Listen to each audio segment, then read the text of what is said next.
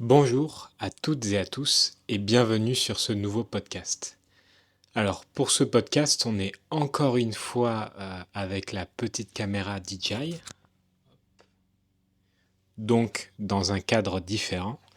Et encore une fois, ça va être un podcast qui n'est pas scripté. Donc je n'ai rien écrit, ça va être de l'improvisation. Donc ça risque d'être un peu plus brouillon, mais ce sera un français plus naturel. Aujourd'hui, pour ce nouveau podcast, je voulais parler de la frustration. La frustration, c'est quelque chose de très présent dans l'apprentissage d'une langue. Je pense que la raison principale vient du fait que c'est très difficile de savoir à quel point on progresse quand on apprend une langue. C'est difficile de voir notre niveau évoluer parce qu'il n'y a pas vraiment de palier bien défini. Il y a les tests de langue, mais c'est pas quelque chose qu'on peut faire toutes les semaines. Ce n'est pas quelque chose qu'on peut avoir régulièrement. Et parfois, c'est un peu aléatoire. Parfois, on va réussir un test alors qu'on aurait pu rater le même test dans d'autres conditions. Donc, parce qu'on a du mal à savoir comment évolue notre niveau, ça peut générer beaucoup de frustration. Si je prends l'exemple des jeux vidéo, par exemple, vous avez souvent dans les jeux vidéo une barre d'expérience, par exemple dans Pokémon, et plus vous jouez, plus cette barre d'expérience va progresser et vous allez monter de niveau. Votre Pokémon peut monter de niveau, il passe niveau 3, niveau 4, etc. Donc c'est quelque chose de très visuel et ça nous garde motivés. On reste motivé parce que on voit la progression. On le voit vraiment à l'écran. Alors que quand on apprend une langue, c'est tout l'inverse. À ça s'ajoute une autre chose, c'est que notre niveau de langue, il va dépendre aussi de la situation. On va avoir tendance à juger notre niveau de langue, à se dire ah aujourd'hui je suis bon, aujourd'hui je suis mauvais, selon l'utilisation qu'on va avoir de la langue qu'on apprend. L'utilisation, ça peut être, par exemple, parler avec quelqu'un. Quand vous allez parler avec quelqu'un, parfois vous allez avoir le sentiment de progresser parce que vous comprenez tout ce que la personne dit, et parfois, à l'inverse, vous allez avoir l'impression de régresser, c'est-à-dire que votre niveau baisse. Tout simplement parce que vous n'allez rien comprendre et vous n'allez pas arriver à parler. Ces situations-là, elles dépendent de beaucoup de facteurs. Et c'est pareil quand vous écoutez quelque chose, quand vous lisez quelque chose, ça va dépendre de beaucoup de facteurs. Premièrement, déjà, si le contenu, que ce soit une discussion avec quelqu'un, un texte ou de l'audio, si ce contenu contient beaucoup de mots que vous ne connaissez pas, ça va être très difficile de comprendre. Ça paraît évident, mais parfois, on peut ne pas avoir un certain type de vocabulaire. Par exemple, si vous pouvez avoir un très bon niveau en français, mais si vous ne vous êtes jamais intéressé aux légumes en français ou à la nourriture de manière générale, si vous regardez une vidéo, un tutoriel de cuisine, vous n'allez rien comprendre, tout simplement parce que le vocabulaire utilisé est très spécifique. Donc, le premier paramètre, c'est le vocabulaire. Ensuite, il y a aussi notre fatigue. Notre fatigue, tout simplement parce que euh, euh, comprendre, parler ou lire une langue, ça demande de la concentration. Il faut être en bonne forme pour pouvoir tout comprendre et pouvoir parler avec quelqu'un, par exemple.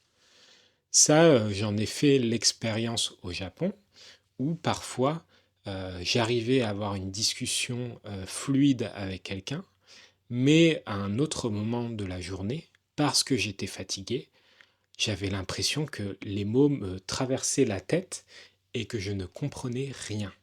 J'avais l'impression vraiment d'être débile, d'être idiot et de ne rien comprendre au japonais. Donc, cette question de la fatigue ou d'être en bonne forme, ça a un gros impact aussi sur votre compréhension. Ensuite, dans tout ce qui est discussion, il va aussi y avoir bien évidemment la vitesse à laquelle la personne parle et aussi si elle a un accent. Parfois, vous allez tomber, pour faire un cliché, mais vous allez tomber sur des vieilles personnes qui mâchent leurs mots, c'est-à-dire qu'ils n'articulent pas, ce n'est pas clair quand ils parlent. Et ça, c'est une difficulté supplémentaire qui va faire que ça va être beaucoup plus difficile de comprendre ce que la personne dit. Et donc, si vous êtes dans cette situation-là, vous allez vous dire, mais mon niveau ne fait que baisser, je n'arrive pas à progresser, j'ai encore énormément de mal à parler avec une personne, une discussion toute simple. J'ai beau avoir passé des tests, j'ai beau être B1, B2 ou plus, dès que je parle avec cette personne, je ne comprends plus rien. Et donc là, on a beaucoup de frustration, c'est-à-dire qu'on se dit, j'ai fait tous ces efforts pour au final ne rien comprendre. Et donc, on a cette frustration. Cette frustration, pardon, elle est très présente dans l'apprentissage des langues. En fait, je pense que c'est une balance entre de la frustration et de la motivation. C'est-à-dire que quand on a le sentiment qu'on progresse, on va être très motivé. Et en général, juste après, on va avoir un moment de frustration où on va perdre cette motivation et on va se sentir nul. Donc, la motivation, ce n'est pas un problème, c'est même un moteur dans votre apprentissage. Le problème, c'est la frustration. J'ai des élèves qui me disent, j'ai l'impression que c'est les montagnes russes. Mon niveau dans la langue, c'est comme les montagnes russes. Ça monte et ça descend. Ce que j'ai tendance à dire, c'est qu'il faut essayer de voir la moyenne. Bon, c'est difficile à expliquer, mais si votre courbe d'apprentissage, si votre niveau fait des mouvements comme ça, ce dont il faut être sûr, c'est que la moyenne est une droite qui monte, que votre niveau moyen continue d'augmenter constamment. Ça, c'est important. On a du mal à pouvoir mesurer cette moyenne qui progresse, mais c'est ça qui compte. Parce que même si une journée, vous allez avoir beaucoup de mal à parler, si votre niveau moyen continue de progresser, vous êtes sur la bonne voie. Et d'une manière générale, je pense que c'est le cas pour tout le monde. Si vous travaillez chaque jour, même si vous n'avez pas le sentiment de trop progresser ou parfois même de régresser, cette courbe aura sûrement tendance à augmenter, à s'améliorer. Votre niveau moyen va continuer de s'améliorer. Et donc tout le problème de la frustration, c'est qu'on a du mal à voir cette courbe moyenne, à voir notre niveau moyen s'améliorer. Pour finir sur ce podcast, ma recommandation du coup par rapport à la frustration, c'est de prendre du recul par rapport à cette frustration, c'est-à-dire de ne pas prendre trop à cœur, de ne pas prendre trop sérieusement les moments où vous n'arrivez pas à comprendre la langue, où vous n'arrivez pas à parler. Il faut prendre du recul, il faut se dire ce n'est pas grave, je vais continuer de travailler et ça va s'améliorer. Et là, vous vous assurez que la courbe moyenne continue d'augmenter. Le deuxième conseil, c'est d'utiliser des statistiques, d'utiliser des données et notamment d'utiliser des outils d'apprentissage qui vous montrent ce genre de données.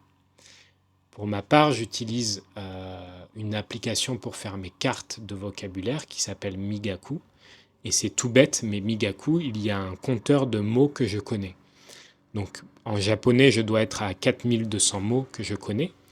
Même si beaucoup de ces mots, je les ai oubliés, de voir qu'il y a un compteur qui augmente chaque jour, ça me garde motivé et ça représente cette progression linéaire, cette progression moyenne.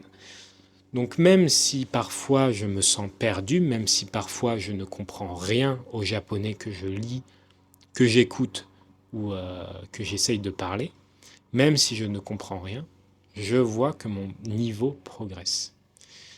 Il y a des choses comme ça, donc des compteurs de mots que vous connaissez, et il y a aussi tout simplement des heatmaps, donc des sortes de cartes ou même des compteurs de jours qui vous représentent le nombre de jours consécutifs durant lesquels vous travaillez. Et ça, c'est important pour garder cette motivation. Une application très efficace pour ça, c'est Duolingo. C'est très gamifié, comme on dit, et du coup, ça donne envie de faire un peu tous les jours. Alors, même si je ne suis pas fan de l'application, il faut reconnaître que c'est une très bonne utilisation pour commencer à s'habituer à suivre des statistiques qui nous font prendre conscience qu'on a voilà, toujours cette progression moyenne linéaire. Même si on n'a pas le sentiment de progresser, même si on a une frustration, on continue de progresser tous les jours en travaillant un peu tous les jours. Donc voilà, mon message global, c'est même si vous sentez cette frustration, ce qui compte, c'est de continuer. Si vous continuez, vous allez progresser, votre niveau moyen va progresser et petit à petit, vous allez devenir meilleur dans la langue que vous apprenez. Voilà, c'était un nouveau test du coup avec cette caméra et un podcast sans script. J'espère que ça vous aura plu. Je pense que c'est un français plus naturel et que du coup c'est peut-être plus intéressant justement pour préparer les discussions. Euh, Typiquement, je dis souvent enfin je fais souvent ce bruit et c'est quelque chose que les Français font souvent.